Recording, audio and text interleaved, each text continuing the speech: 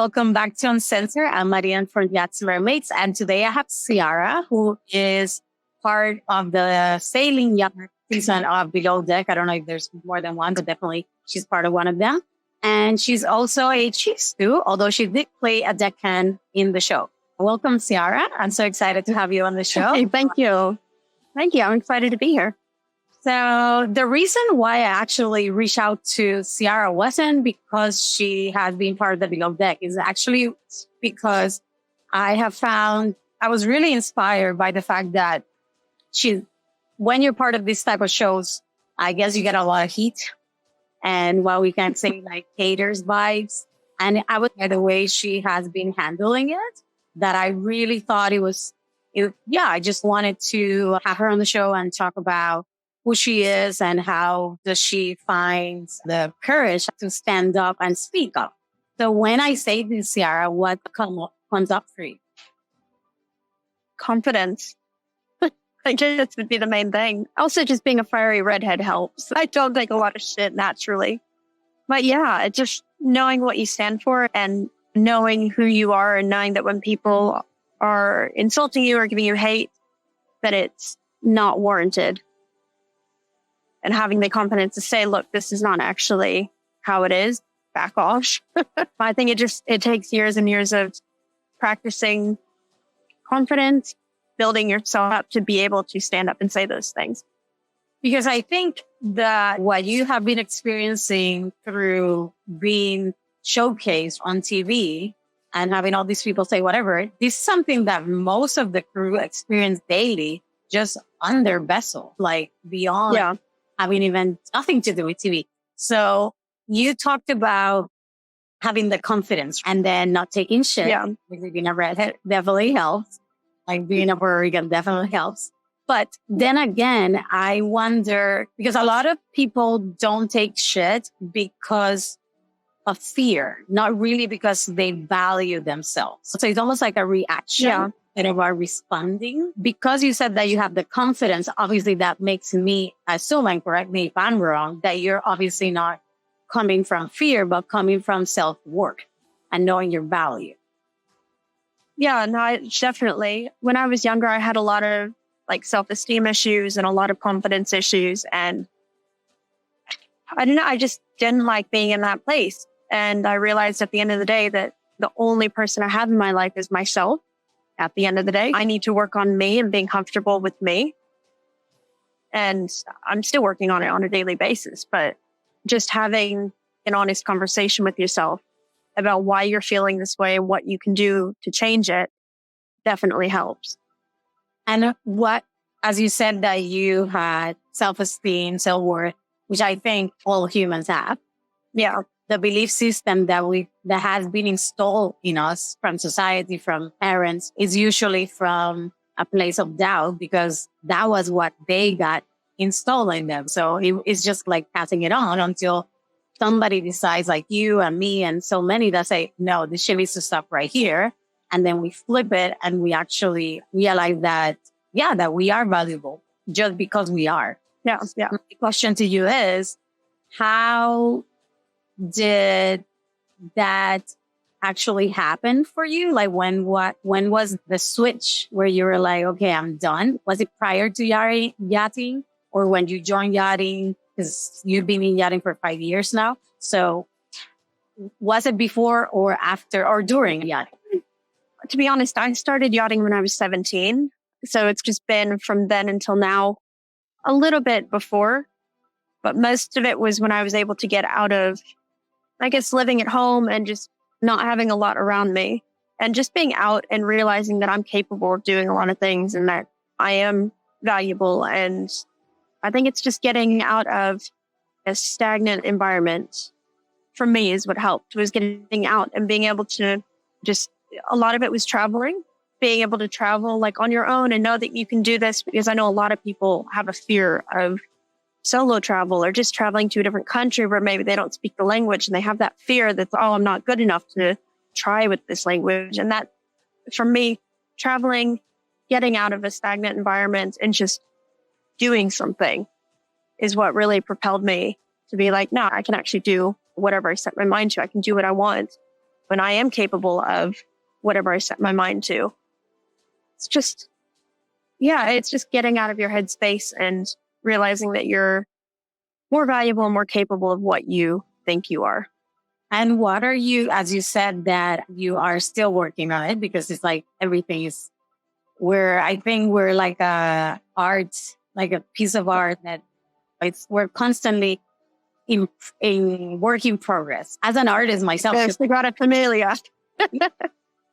And I feel like sometimes that's really what we are. We're just a piece of art that is in constant progress, because I don't know, as an artist, like there's not really a moment where you said this piece is done. Sometimes you think it is, but then there's always a layer, and there's always that thought of, oh, I could have changed that, or I could always add that. So when we look at ourselves in that scenario, and you said that you were constantly working on it and progressing, I just wonder, how does that look like on your daily life? I don't know. I feel like for me, it's something that I just make a habit of every day subconsciously, without really thinking about it anymore. It's just something simple as looking in the mirror and not thinking like, oh, I look like shit today, or, oh, I wish I looked like this instead. It's just, I don't know. It's like little things that you do progressively that build up. A lot of it comes from, for girls especially, and especially in yachting, a lot of it's self-image. And so, I think it starts from the moment you wake up. You're just telling yourself that you're worth it, and that you're, oh, I like this about myself. I really like this about myself. And just talking yourself into it. Exactly. So, we have so many negative thoughts, and we really talk very negatively in our head. If people only knew what we have actually said to ourselves sometimes, is wow. And I think like a lot of people, if you ask yourself, would you say that to somebody else? Most likely you'll be like, no way, that's horrible. Yeah. Like, why on earth say it to yourself? And I think, that's a great advice, where you consciously making the choice of choosing differently and saying, focusing on what I don't like, let me focus on what I actually do, because we all like something about ourselves. Yeah. Thanks for sharing that. And how does, I wonder, all these things that are happening, especially on social media, with you being part of the show and just getting all this feedback, how do you perceive it? Do you perceive it as, actually, you tell me, how do you perceive it? Yeah, I definitely get a lot of positive feedback from the show, but I've also got a lot of really negative feedback. I'm sure you've probably seen some of my stories where I share what people send me. It's like everything from death threats to you should kill yourself, and, oh, you're a piece of shit, your boyfriend's a piece of shit. Like, they insult, people have no limits. It's astounding, the things that they'll say to a stranger. And I'm not going to lie, it does get to me sometimes where I'm like, oh my God, this is just, it's really harsh and so unwarranted. What are these people thinking? Who wakes up and says that to someone? But at the end of the day, you just have to realize it's more a reflection of them than it is of me. Happy people don't wake up and think that about someone. They don't wake up and send these kinds of messages to somebody that they don't know. Obviously, it's something going on in their life where they just feel angry. And for me, like, I can't help but feel sorry for them that they have that kind of thinking going on in their head. And like I said, it's a reflection of them, not me. They don't know me well enough to come to that conclusion.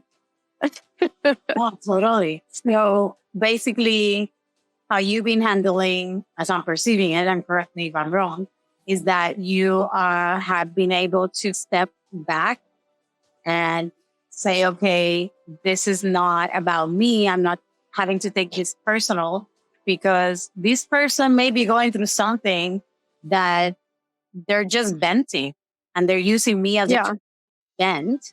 And that has nothing to do with me, which I totally agree, because one of the ways I believe we should all live, it's an agreement that we should all have, is not take anything personal. Because at the end of the day, even when we're saying like you're pretty to somebody, I feel like we're always talking to ourselves no matter what. You know what I mean? It's like our own inner world just coming out. Yeah. It's like when you feel good, you put out good vibes and positive energy.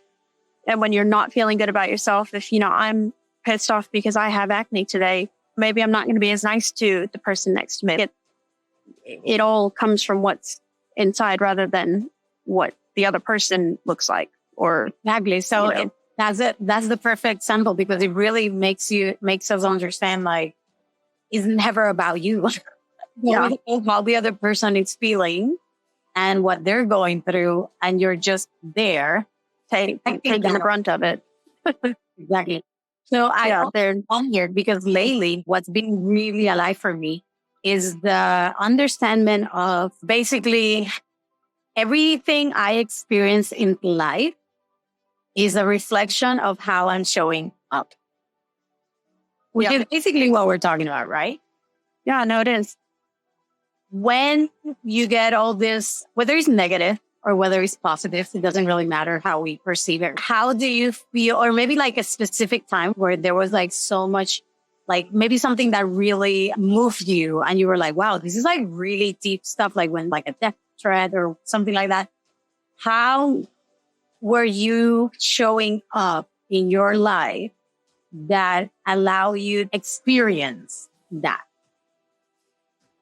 I know that the times when I was taking it the hardest were, because you have your good days and your bad days, of course, where sometimes people say something and it just sets you off no matter what it is. And the days that I felt the worst about getting some of the messages and stuff that I have been when I've been focusing on the negative things. It's like, you read this comment, you read that comment, oh, somebody says this about you. And it's when you keep focusing on those and it's, oh my God, I'm really shit, is the conclusion that you come to. It's when you give in to that negativity that it affects you the most. Yeah. And like you said, because you focus on that, then it has to work, because that's where that is. Yeah. And then you get more messages. Yeah. And then you have to sit back and realize it's okay. So there's 1.2 million people that watch the show, and I get maybe 100 nasty messages a week. Okay. That's still 1.2,900,000 whatever that are not saying negative things. There's still that many people that maybe they absolutely love us on the show, but they're just not saying it, and you just got to focus on like the bigger picture and realize that just because there's 100 people saying something nasty does not mean that's the general conclusion of everybody. Exactly. Just try to keep that in perspective. Yeah. I think definitely having that perspective of stepping out in the bigger picture, definitely it helps in any scenario, and really being conscious of how we are showing up, because if we're showing up from a place of fear, obviously more of the things that we don't like are going to continue to show up, because it's inevitable, because that's our energy. Then like when you shift that energy to something that you're more aligned with in the sense of abundance, and then you get more of that feedback. So, wonder how has it been after the show and dealing with the aftermath of it, which is this, right? People getting to see you, all that. I wonder how has that affect you on your actual yachting career, like work-wise? It hasn't really, to be honest. I think a lot of that has to do with the fact that I worked on the boat for 1.5 years, despite the show happening for 6 weeks.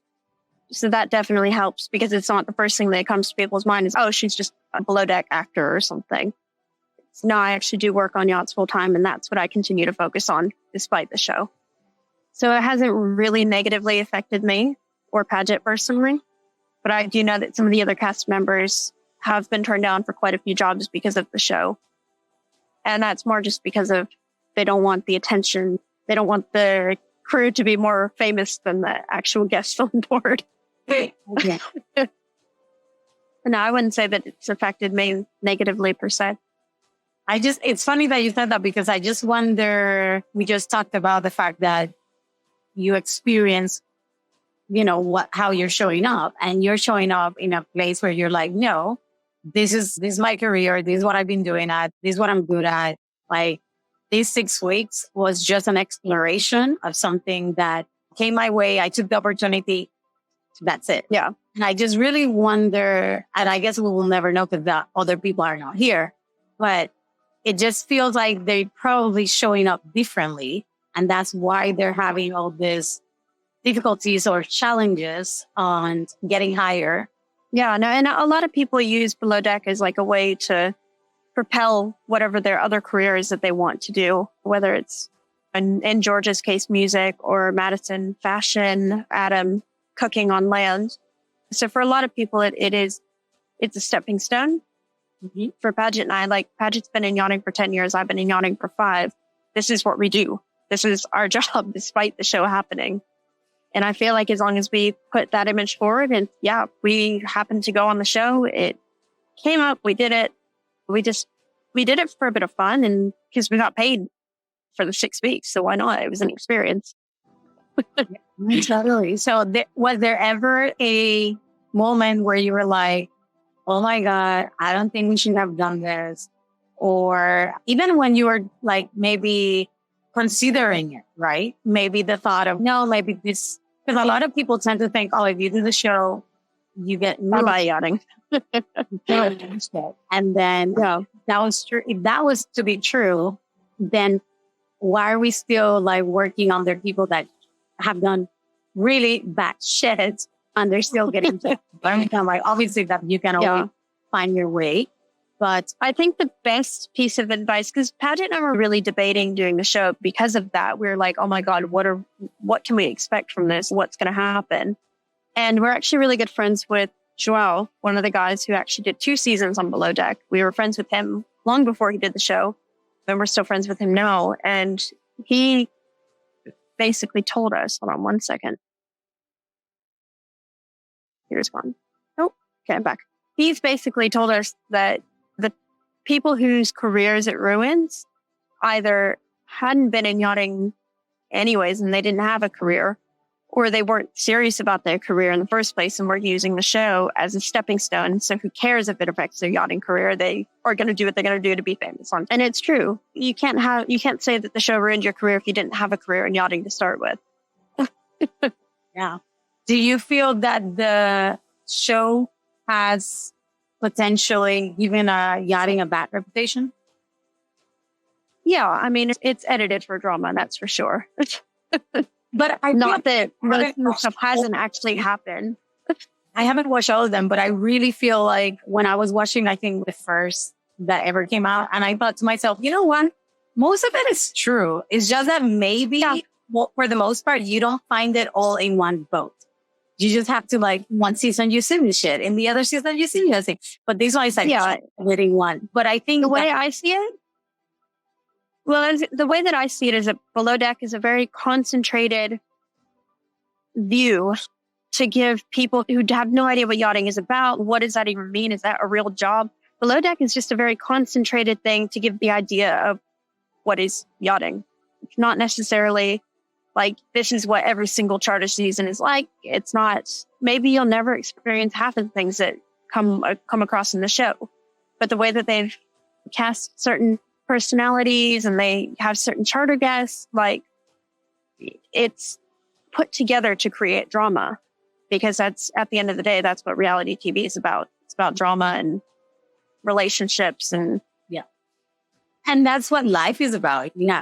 Everything is relationships and everything has a drama to it because we make it, because we feed from it. So many of us coming from that place of fear. And I have seen so many people that actually have gotten super inspired to join yachting, not to party, not to do anything like that, but to actually be like, wow, this is a career that I really want to pursue. And it has been through the show that they have been able to experience that calling. Yeah, I've personally got a lot of messages from younger people in the university or just travelers. They're like, hey, I've seen you on the show. I really want to get into yachting. It looks really exciting. How can I do this? I get a lot of those messages as well. That's awesome. Which is really cool. Because we are always, yachting is expanding constantly, and there's always need for more people because that's just what it is. It's an industry that constantly upgrading itself. So I want to wrap it up with, what advice could you give crew members who may be going through some time in their life where they're getting really negative feedback all around them from crew, from guests, from whatever, you name it, everything's happening at the same time. Like what's your advice to them, how to handle that? Yeah, just don't take it too personally and remember that everybody has something going on in their life, whether they speak about it or whether they make it very apparent or not. Everybody has something going on, and that will most of the time have an effect in how they speak to you or how they handle this problem or that problem. And just don't take it too personally. I don't know. Have the ability to know maybe, yes, you do need to correct your behavior, or maybe, yes, you do need to improve something, but take it positively. Don't take everything negatively and let it affect you and bring your mood down and then just end up in a worse place than you already are. Beautiful. So basically, if you're going through some drama in your life, just make sure to step back, be like, okay, this is not about me. What's here for me? How am I showing up that is reflecting this? So I could take the lesson, and if I need to transform, change something, I can do that. But also have compassion that you may not know what the other person is going through. That's why they're the way they are. Yeah. Maybe like a problem isn't actually that serious, but because this person has this going on in their life, they're taking it really hard and it's coming out in this way. Everybody handles their grief or emotions or frustrations differently. And just keeping that in mind. Yeah, I think that's really good advice. I definitely advise the same. So is there anything else you want to share before we wrap it up? Not really. I think we covered everything. Good. Okay. I feel like we did. Thank you so much, Ciara, for just showing up, speaking up your truth, sharing it with us, and being fucking real, because we need it. Thank you. Yeah. Thank you so much. No, thank you. Yeah, this was fun. You're welcome. So for everybody who's watching this show that feels the call like Ciara to speak up and share their truth, please click on the link below and you can save a spot to record a show with me and share your wisdom and your knowledge and whatever advice you want to give.